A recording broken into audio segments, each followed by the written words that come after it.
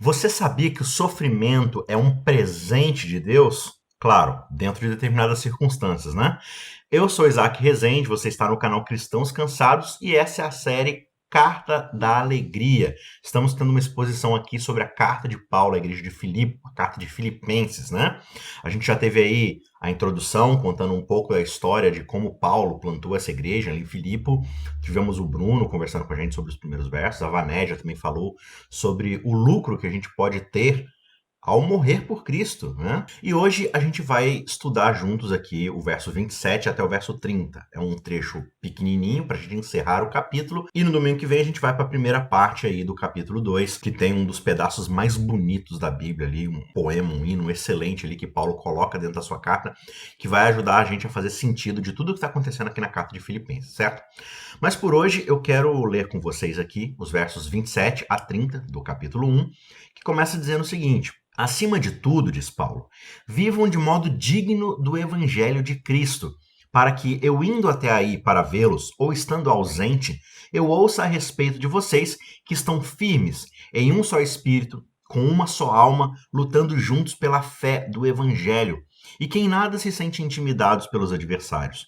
Pois o que para eles é prova evidente de perdição, para vocês é sinal de salvação, e isto da parte de Deus, porque vocês receberam a graça de sofrer por Cristo, e não somente de crer nele, pois vocês têm o mesmo combate que viram em mim e que agora estão ouvindo que continuo a ter. Beleza? Vamos fazer uma oração então e a gente começa a exposição desse texto. Querido Deus, obrigado mais uma vez por essa oportunidade de abrirmos a Tua Palavra, de aprendermos sobre o Evangelho, sobre a vida de Paulo, os ensinamentos que ele deixou, inspirados pelo Teu Santo Espírito, que isso possa nos ajudar a entendermos nosso propósito, nossa vocação, os dons, os presentes que recebemos da Tua graça, que isso nos transforme, nos converta e nos torne cidadãos do Teu reino para a pregação do Evangelho e salvação de cada vez mais pessoas para o Teu nome.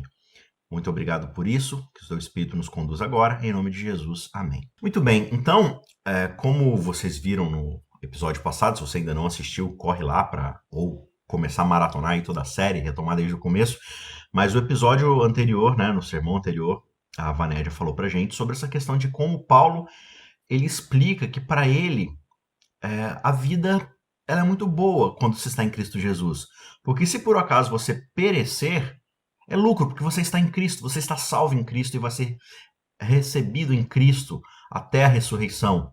Você está com a salvação garantida.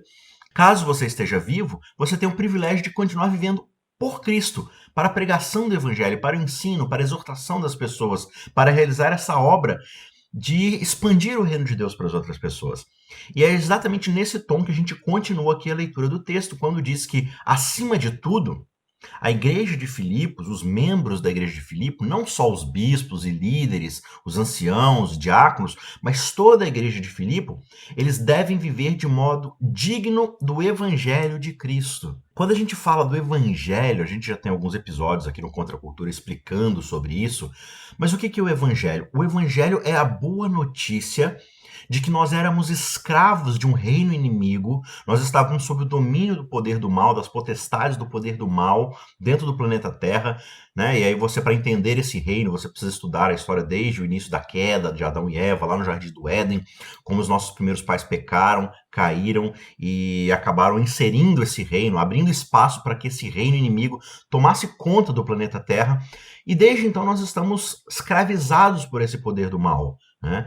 E aí o que acontece? O evangelho é a boa notícia que esse mensageiro vai trazer, os profetas trazem para todos nós desde ali do Antigo Testamento, dizendo: olha, um dia alguém virá, um Messias, o escolhido, o ungido, virá para poder libertar vocês do príncipe do poder do mal, do inimigo deste mundo, do inimigo de Deus, né? Então, o evangelho é a boa notícia de que nós não estamos obrigatoriamente sujeitos ao pecado, a essa força escravizante que traz todo o mal a esse mundo. As mortes, as doenças, as brigas, todo o conflito que existe é por causa do pecado.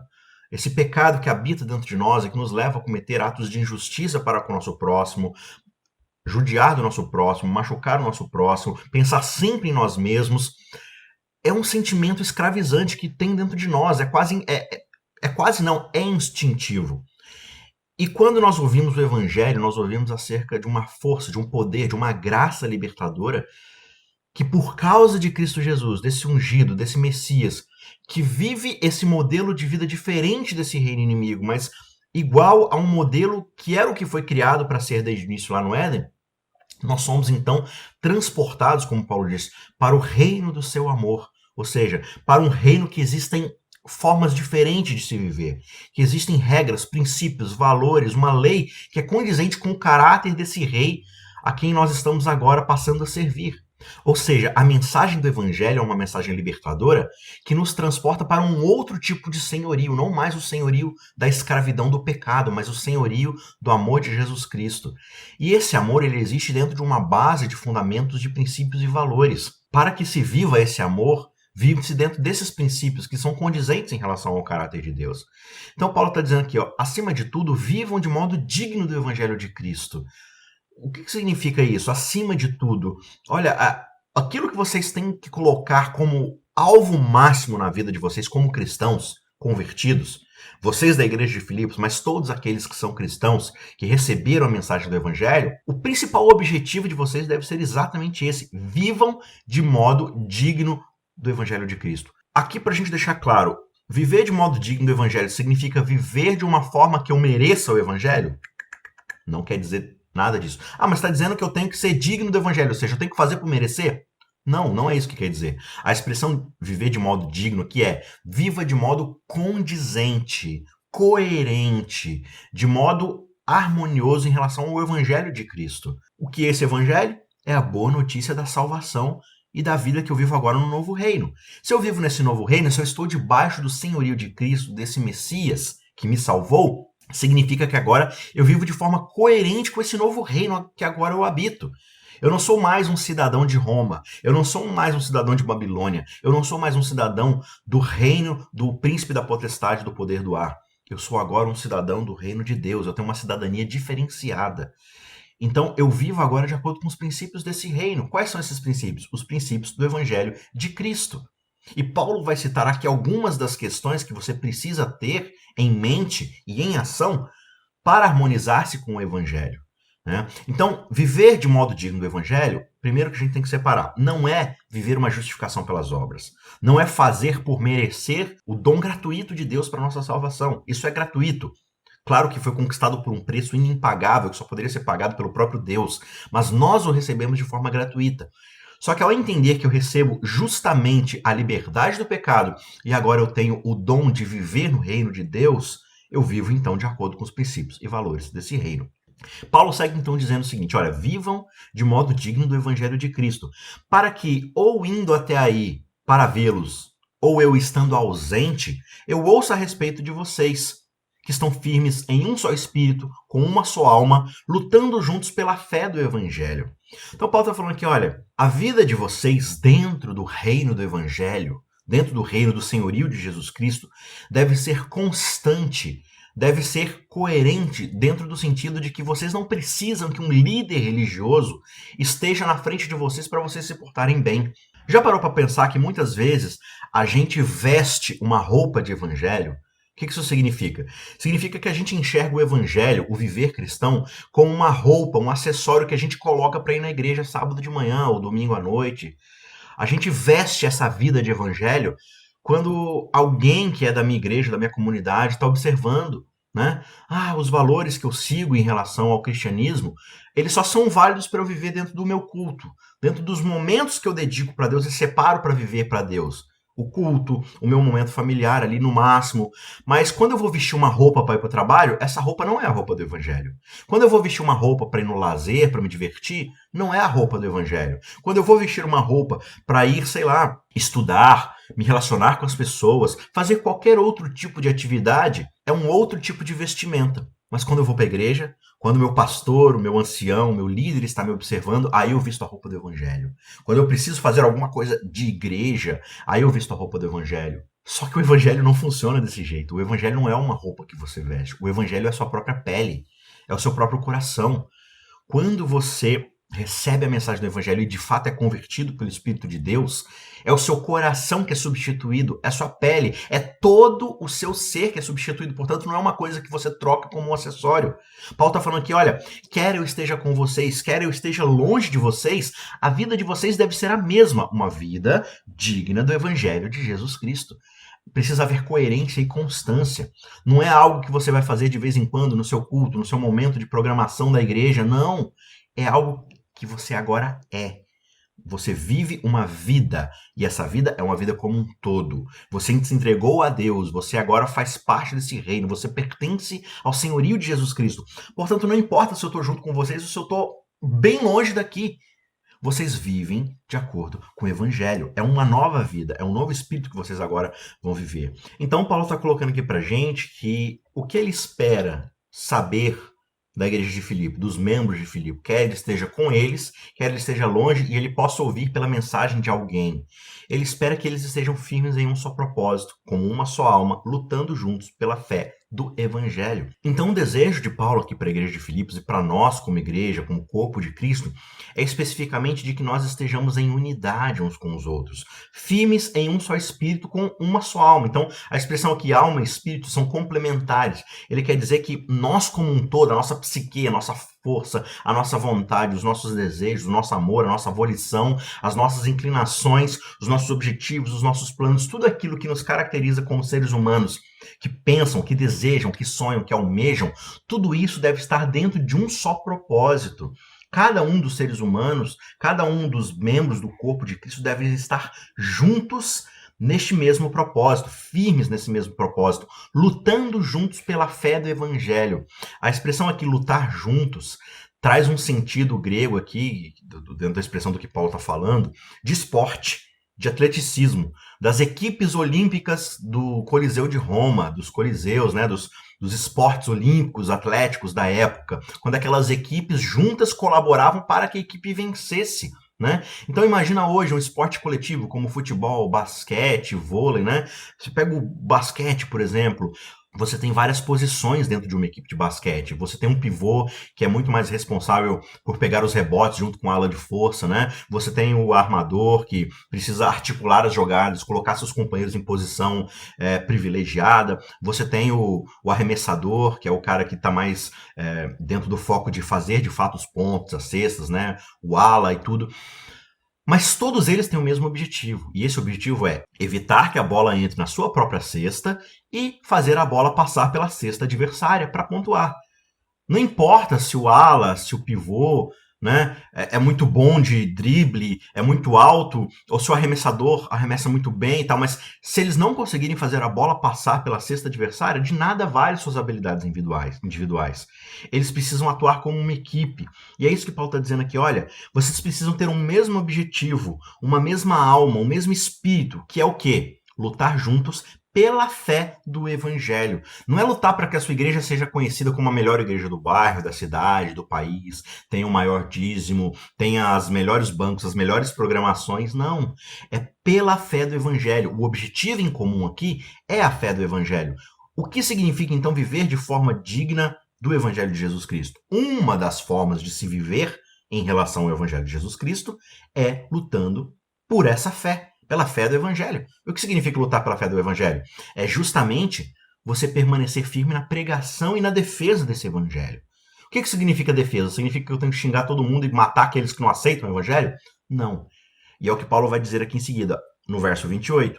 E que em nada vocês se sintam intimidados pelos adversários. O que isso significa? Paulo aqui vai falar no decorrer da carta de Filipenses de certos judaizantes, certos falsos mestres que se infiltraram dentro da igreja de Filipos e que agora estão tentando pregar um outro tipo de evangelho. Que evangelho é esse? É o evangelho judaizante, da circuncisão, da lei mosaica cerimonial, né? de todos aqueles ritos e festas e sacrifícios e circuncisão e dietas e dias de festas específicas, sendo que tudo isso era uma sombra que apontava para Cristo, para o verdadeiro evangelho. Né?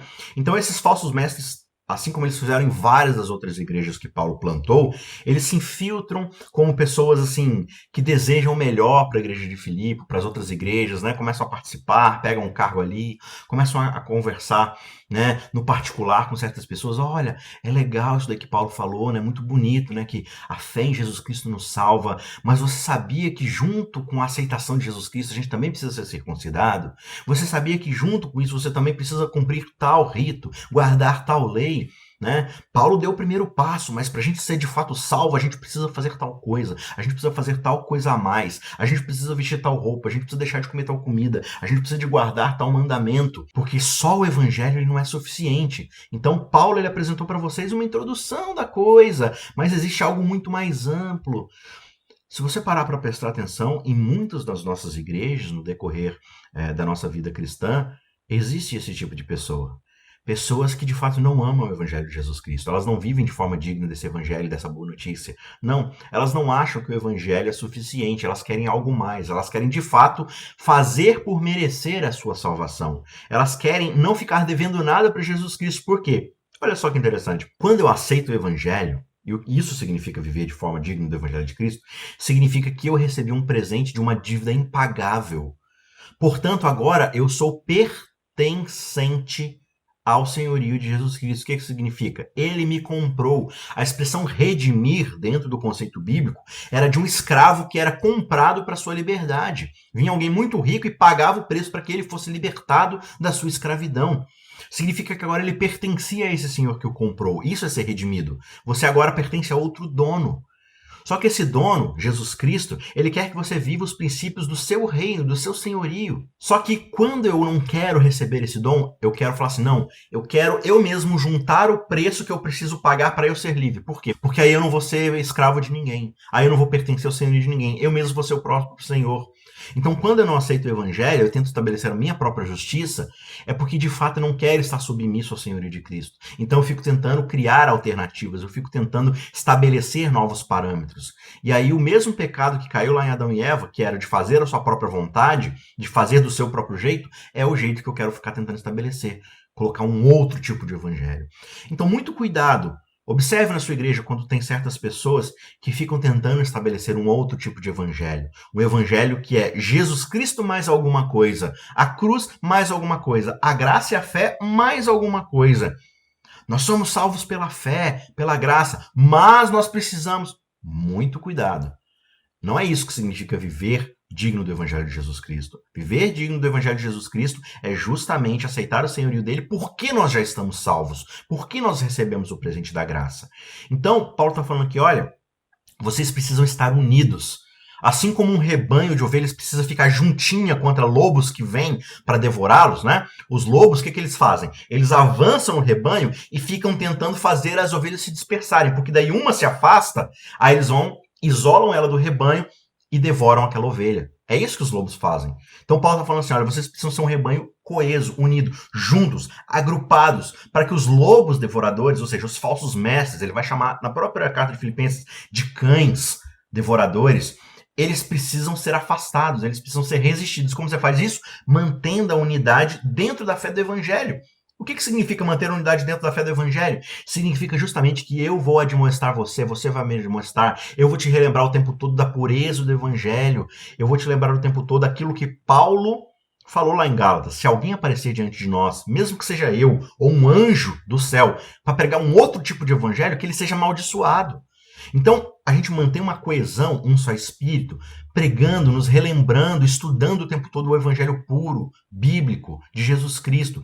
Olha, meu amigo, meu irmão, pessoa que está aqui do meu lado, junto comigo na igreja, lembra que o evangelho de Jesus Cristo, como Paulo coloca isso, como o próprio Jesus colocou, como os evangelistas colocaram, como João coloca lá em Apocalipse. A gente se relembra da pureza do evangelho, de fato o que o evangelho é, e a gente começa a viver dentro desse paradigma, dentro desse conceito, dentro dessa ideia pura do Evangelho, de que nós somos salvos única e exclusivamente pelo sacrifício de Jesus Cristo, quando nós recebemos essa graça, quando nós temos fé nesse Evangelho. Então, de fato, a gente vai animando uns aos outros, mantendo cada um junto, para que não haja divisão, para que não haja confusão. né? Você lembra quando Jesus fala dos demônios, quando eles acusam a Jesus de ser um servo de demônio, e ele fala, olha, uma casa que briga entre ela, que não tem união, ela está afadada ao fracasso, mesmo entre os demônios, imagina dentro da igreja de Deus. Então, quando eu como comunidade, como corpo de Cristo, unido com os meus irmãos, com a minha igreja, com o meu grupo, com a minha comunidade, nós permanecemos unidos, resistindo às tentações de fora, a esses falsos mestres que tentam ficar se infiltrando e isolando um membro aqui para falar, olha, você já ouviu dessa nova doutrina? Olha, e fica tentando criar essa divisão, ele fala, olha, permaneçam juntos pela fé do evangelho e em nada vocês serão intimidados pelos adversários. Vocês vão conseguir resistir a esses falsos mestres, a essas interferências externas que o tempo todo ficam tentando desestabilizar vocês.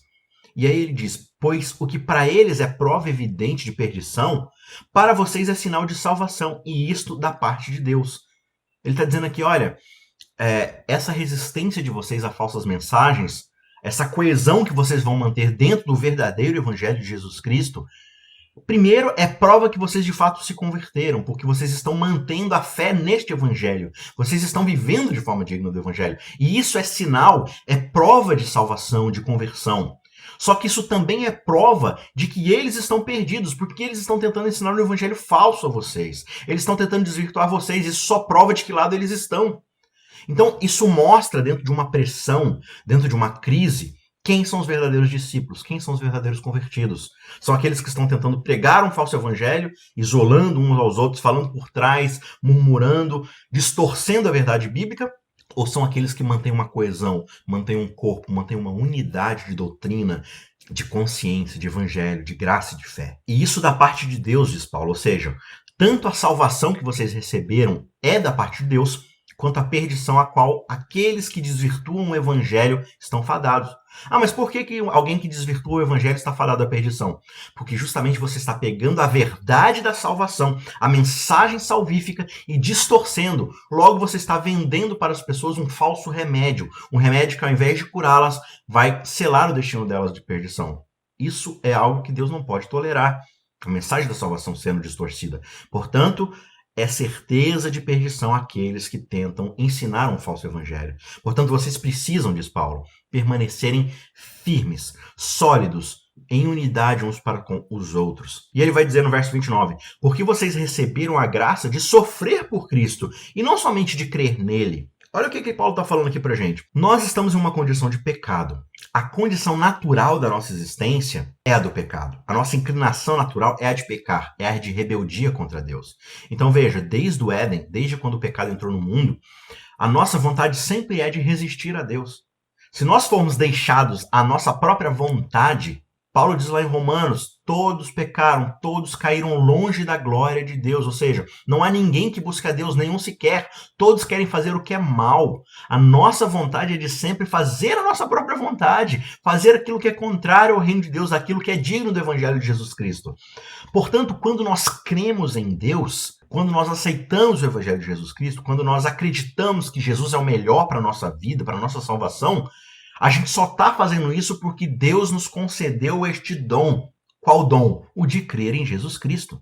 Aceitar a Cristo, aceitar o Evangelho, aceitar a conversão, Paulo vai deixar muito claro. Isso não vem de vós, é um dom de Deus, não é por obras para vocês se gloriarem. É um dom de Deus, é um presente, é um favorecimento divino. Sempre que alguém acredita em Cristo, recebe a mensagem de salvação e é batizado, isso só ocorreu por interferência divina, pelo Espírito de Deus. É uma interferência de Deus. Então, o dom da salvação é um presente divino. Só que junto com o dom de aceitarmos o Evangelho e acreditarmos em Cristo, vem um outro dom. Vem um outro presente que Paulo está dizendo, que é o dom, o presente do sofrimento. Vocês receberam não só a graça de crer em Deus, mas de sofrer em Cristo. Sofrer por Cristo, sofrer com Cristo. E quando você lê os evangelistas, como Mateus, por exemplo, lá no Sermão do Monte, Jesus vai falar, olha, bem-aventurados, felizes são vocês, quando por minha causa, quando por causa do evangelho vocês forem perseguidos. Olha, vocês não devem desanimar nem ficar tristes, porque assim eles perseguiram os profetas que vieram antes de vocês, assim eles me perseguiram. Então, ser perseguido, sofrer por causa de Cristo é um privilégio. Paulo fala, olha, vocês estão recebendo esse dom, esse presente de sofrer por Cristo. Porque sofrer por Cristo significa que você está do lado certo. Significa que você está vivendo de forma digna do Evangelho de Jesus Cristo. Aí você pergunta assim, mas eu acredito no Evangelho, mas eu nunca sofri. Hoje em dia, na sociedade do Twitter, do Facebook, as pessoas falam assim, mas esse negócio de cristofobia não existe. As pessoas, de fato, não são perseguidas por acreditarem em Cristo. Realmente, no evangelho médio, padrão do Brasil, de fato, ninguém é perseguido. Esse evangelho que tem muito mais a ver com uma mensagem coach de performance, né? Quando alguma figura pública vai lá e é acusada de estupro ou de assédio, né? E aí ela posta nas suas redes sociais, eu vou vencer essa tribulação, Jesus está comigo, né? Deus é mais. Essa mensagem de um Jesus que me livra dos meus problemas, que me garante sucesso no trabalho, nas finanças, na saúde, né? Esse tipo de evangelho não é o evangelho de Jesus Cristo. É um falso evangelho. Né? Então, claro que ninguém vai ser perseguido por esse evangelho coach, por esse evangelho água com açúcar, por esse evangelho que não faz com que a gente mude, que a gente continue sempre as mesmas pessoas, buscando os mesmos objetivos de antes, de quando éramos pecadores. Né? O sucesso, ser maior do que os outros, alcançar grandes coisas para nós mesmos. Sendo que o ministério de Cristo é justamente o contrário. Cristo se assume, a gente vai falar sobre isso no sermão que vem, se assume como servo, como alguém que vai sofrer por cada um de nós para garantir nossa salvação. E aí Jesus vai dizer, olha, nenhum servo é maior do que seu Senhor. Se eles me perseguiram, eles vão perseguir vocês. Né? Então, os apóstolos vão dizer, olha, para entrarmos no reino de Deus é necessário que a gente passe por grande tribulação. Porque é uma exigência de Deus? Não, porque é o caminho natural. De novo, Paulo está usando aqui a linguagem de dois reinos em combate. O reino inimigo, o reino do príncipe da potestade do poder do ar e o reino de Jesus Cristo. Sempre que há essa transição de um reino para o outro, há conflito, há guerra, porque esses dois reinos estão em guerra. Então, se de fato você vive uma vida, entre aspas, cristã, e não tem sido questionado, e não tem sido censurado, não tem sido perseguido, comece a se perguntar se de fato você acredita no verdadeiro evangelho. Porque, veja, não tem como eu pregar um evangelho que é contra a luxúria sexual, a perversidade sexual, a pornografia, a exploração do corpo como um método de ganhar dinheiro, de satisfazer suas vontades. Se eu prego um evangelho que é contra isso, como é que eu vou viver num mundo que consome esse tipo de coisa e ele não vai se voltar contra mim? Se eu prego um evangelho de uma consciência de que o meu trabalho é também um serviço a Deus e de que fazer o trabalho de qualquer jeito é servir o inimigo, é viver para si mesmo, é enganar meu chefe, é tentar explorar o meu empregado. Se eu tenho essa consciência e começo a pregar sobre isso nesse reino, como é que eu não vou receber resistência das pessoas que vivem e acreditam nesse tipo de coisa? Sabe? Então, se eu começo a pregar os verdadeiros valores do reino de Deus, que são totalmente opostos ao reino inimigo, se eu começo a pregar num mundo que está acostumado com egoísmo, com a cobiça, com ganho, com engano, eu começo a pregar a entrega, o serviço, o sofrimento, o sacrifício, como eu não vou receber resistência? Como eu não vou ser perseguido? Então, eu nunca fui perseguido pelo evangelho. Vocês que estão fazendo errado. Não, quem está fazendo errado é você. Porque aqueles que aceitam servir a Jesus serão perseguidos. Essa é uma promessa bíblica. É uma promessa. O dom do sofrimento por Cristo vem junto, é indissociável do dom da salvação, do dom do evangelho. Significa que a gente precisa sofrer para ser salvo? Não. Significa que a gente vai sofrer por ter sido salvo. Então, muito cuidado com esse evangelho falso, que não é o evangelho digno de Jesus Cristo, que é o evangelho que você fica bem com todo mundo. Né? É claro que a Bíblia vai dizer que, se possível, a gente deve estar em paz com todos, mas essa paz não é a paz do mundo. A paz de que eu preciso engolir e aceitar os erros e os problemas de tudo aquilo que está quebrado no mundo e tentar harmonizar isso com a vida na fé. Não tem como. São coisas incompatíveis, são valores incompatíveis. Então, Paulo está dizendo, olha, você recebeu a graça de sofrer por Jesus Cristo. O que isso significa? Que você vai defender o evangelho puro, que de fato conserta aquilo que está quebrado, mas que esse evangelho puro, ao tentar resgatar o escravo do seu antigo dono, vai ter resistência do seu antigo dono. O antigo dono vai querer resistir a você, ele vai querer te perseguir, ele vai querer te injuriar, porque ele não quer perder aquele escravo. É assim que funciona. Né?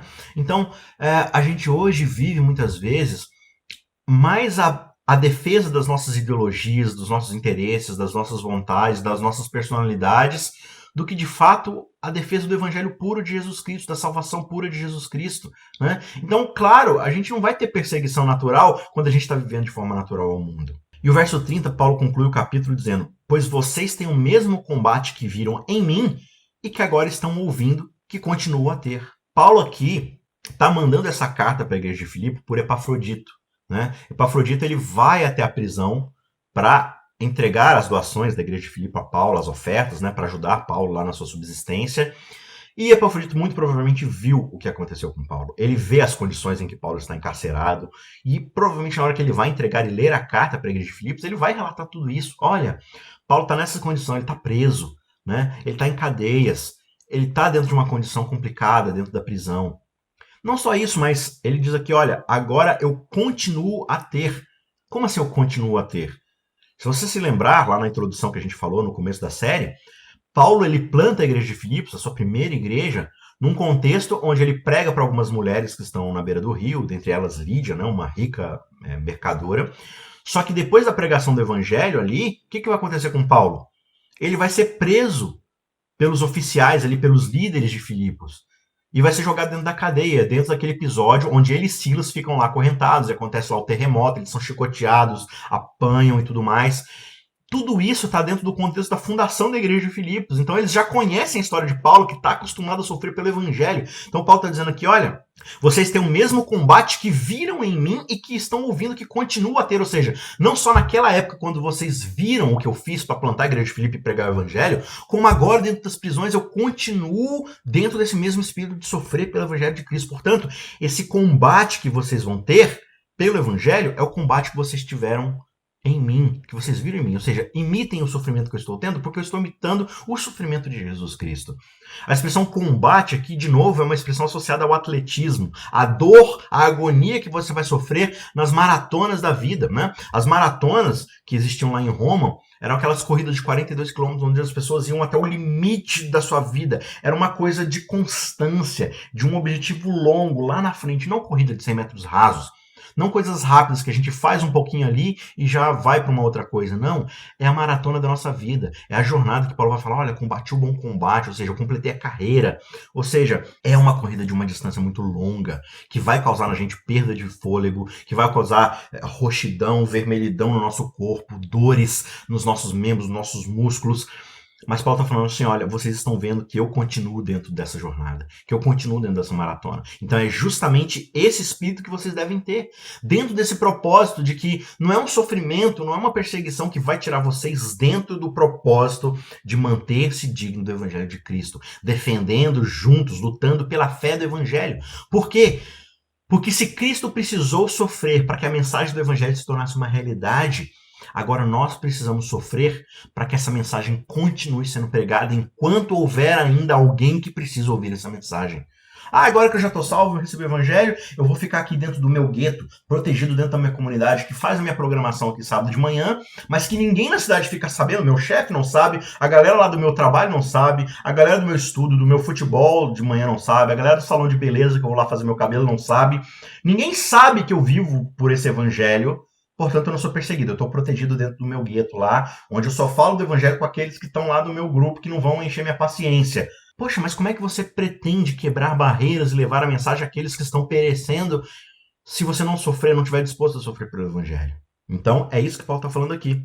E aí, já fazendo uma transição para o que a gente vai estudar na semana que vem, o começo do capítulo 2 aqui, Paulo diz, portanto, se existe alguma exortação em Cristo, ou seja, se existe alguma mensagem que Cristo está tentando nos dar para que nós aprendamos, amadureçamos e cresçamos nele, se existe alguma consolação de amor, ou seja, se o amor é verdadeiro, é puro, ele vale a pena dentro de nós e ele nos faz sermos pessoas que estamos consoladas mesmo em face desse sofrimento, mas a gente tem a certeza do amor de Cristo. Se existe alguma comunhão do Espírito, ou seja, se o Espírito que Deus nos deixou, esse Consolador, ele faz com que nós tenhamos convivência em comunidade, faz com que nós sejamos um grupo coeso, que resiste aos ataques dos pregadores falsos, dos mestres inimigos, dos judaizantes, daqueles que vêm inserir heresias perigosas e destruidoras com outros evangelhos, mas não, a gente resiste e vive de forma digna do evangelho, coesos nessa pregação do evangelho, e portanto nós temos comunhão nesse espírito. Se há profundo afeto e sentimento de compaixão, ou seja, se vocês de fato se amam, amam a mim, sentem que eu os amo, entre vocês existe essa compaixão, esse carregar os fardos uns dos outros, amar profundamente uns aos outros, dividindo esse sofrimento, então ele diz no verso 2, completem a minha alegria, tendo o mesmo modo de pensar, o mesmo amor e sendo unidos de alma e mente. Aí você fala assim, não, precisamos ser unidos, é isso que Paulo está falando. A completar a alegria de Paulo é ter o mesmo modo de pensar, o mesmo amor e sendo unidos em alma e mente. Então o que importa é a unidade. A gente só precisa achar algum ponto de interesse em comum aqui e nos unirmos. Porque o que importa é estarmos unidos, é estarmos na mesma página. É isso que Paulo está dizendo? Óbvio que não. União por união é só uniformidade, não significa nada. Por exemplo, os alemães se uniram todos em prol de um projeto genocida de poder de Hitler. Eles estavam unidos dentro de um propósito de poder, de restabelecer o Reich da Alemanha. Esse tipo de união é válido? Óbvio que não. Uma união revolucionária que sai quebrando tudo por aí para estabelecer um ponto de verdade, isso é uma união válida? Claro que não. A união pela união não serve. A união aqui precisa ser o quê? O que é ter o mesmo modo de pensar, o mesmo amor, estar unidos de alma e mente na mesma verdade? É o que Paulo começa o verso 27 dizendo. Vivam de forma digna do Evangelho. Se nós estamos vivendo de forma digna do Evangelho, significa que o nosso modo de pensar deve ser digno do Evangelho. Significa que a nossa união deve ser digna do Evangelho. Significa que a alegria que Paulo está sentindo é uma alegria digna do Evangelho. Significa que a nossa alma e a nossa mente, a nossa psique, a nossa vontade, os nossos desejos, os nossos planos, os nossos sonhos, o nosso objetivo é um objetivo digno do Evangelho de Cristo. Então a verdadeira união que uma igreja deve ser, deve ter, deve viver, é aquela que é coerente e harmoniosa com o Evangelho de Cristo. E aí você precisa de novo revisitar o que é o Evangelho de Cristo. Nós estávamos mortos em nossos pecados, em nossas transgressões, em oposição a Deus, e Ele nos salvou para o reino do Filho do seu amor. E agora estamos debaixo do senhorio de Cristo, portanto as vontades de Deus para nós, as suas leis, os seus mandamentos, as suas ordens passam a ser o nosso alimento, como Cristo falou, a minha comida, a minha bebida é fazer a vontade do meu Pai. Se nós servimos a esse Senhor, então esse é o nosso desejo, essa é a nossa vontade também. Viver de forma digna da sua vontade, dos seus mandamentos, do seu objetivo para cada um de nós. E isso passa por levar a mensagem da salvação para aquelas pessoas que ainda não ouviram, que ainda não foram libertas desse reino inimigo. Portanto, uma igreja deve ter um só foco. Não é pegar o dom de música, aquela igreja é conhecida simplesmente porque tem um bom cantor lá, porque tem um ótimo pregador, porque tem as melhores programações, porque tem os melhores eventos infantis, o melhor clube de desbravador. Não, aquela igreja ela é conhecida porque ela é coesa dentro da pregação do evangelho e salva mais e mais almas do reino das trevas para o reino do Filho do seu amor. Será que esse é o nosso objetivo? Será que eu frequento uma igreja onde eu fico chateado o tempo todo porque não tem a programação que eu mais gosto? Porque lá eles me obrigam a vestir um certo tipo de vestimenta que eu não concordo. Que eles não deixam eu fazer isso, que eles não deixam eu ir em tal lugar. Lá é uma igreja que... Existem dois problemas aí. Primeiro, que essa igreja precisa reavaliar suas prioridades dentro do evangelho, mas você, como indivíduo, também precisa fazer o que for preciso para viver dentro do corpo, desde que esse corpo esteja vivendo de forma digna do evangelho. Paulo está falando aqui que o jeito mais correto de o evangelho prosperar é em comunidade. Porque uma das principais coisas que o pecado causou em nós foi a ruptura de um relacionamento com Deus, mas também de um relacionamento com o nosso próximo. E se o evangelho é a forma de nos reconciliarmos com Deus e, consequentemente, nos reconciliarmos com os que estão ao nosso redor, então a gente precisa mostrar que o evangelho transformou nossa comunidade, que ele nos fez de novo sermos um só corpo, um só espírito, uma só mente, e não um lugar onde cada um tenta pensar em si mesmo. E aí Paulo vai dizer nos versos seguintes, que a gente vai estudar na semana que vem, exatamente isso. Olha, qual é o modelo de unidade, de serviço, de entrega e de mentalidade que a gente deve ter? É aquele que brota do Evangelho de Jesus Cristo, cujo Jesus Cristo é o personagem principal desse Evangelho. E é isso que ele vai expor para a gente com um hino maravilhoso, com um poema sensacional no próximo capítulo. Por enquanto, essa é a mensagem que a gente tem que entender. Se a nossa vida não está sendo coerente com o Evangelho, significa que a gente não aceitou de verdade o evangelho. Talvez a gente se conformou a um estilo de vida com certas regras, com certos costumes, com certas tradições dentro da igreja, mas que de fato a gente está tão fechado dentro do nosso grupinho que a gente não percebe que o evangelho não está tendo ressonância lá fora. Ou seja, quando a gente vive lá fora, as pessoas não ficam curiosas, as pessoas não querem saber do evangelho, não só porque elas não veem isso na nossa vida, como também a gente não abre a boca. Nós precisamos abrir a nossa boca em favor do Evangelho, anunciar o Evangelho. mesmo sabendo que isso vai causar na gente um certo tipo de sofrimento, um certo tipo de perseguição. Talvez a perda do meu emprego, talvez o rebaixamento do meu emprego, talvez vou ter dificuldade com os meus professores, as minhas notas na faculdade, mas esse é o dom, esse é o presente. A gente recebeu isso como presente, como dom, como favor divino. Por quê? Porque não é isso que a gente precisa para ser salvo. A gente não precisa de um bom emprego para ser salvo. A gente não precisa passar na faculdade para ser salvo. A gente não precisa estar bem com todo mundo na sociedade para entrar no reino de Deus. A gente precisa ter aceitado o evangelho. E uma das consequências de aceitar o evangelho é que agora eu não contenho mais o evangelho para mim. Eu experimentei uma experiência tão transformadora e maravilhosa que eu desejo ela para todas as pessoas, que é a salvação em Cristo. Agora, se eu não estou disposto a levar a salvação em Cristo para o meu vizinho, para o meu colega de faculdade, para o meu chefe, para o meu empregado, para o meu professor, para o meu colega aluno, para o meu sócio, para o meu colega de pelada, para a mulher lá do salão que faz o meu cabelo, para alguém que eu atendo, que eu vendo um produto, poxa, será que o evangelho de fato é uma mensagem transformadora em que eu acredito? Paulo está falando, olha, olhem para a minha vida, olhem para a vida de Cristo. Nós sofremos pelo evangelho.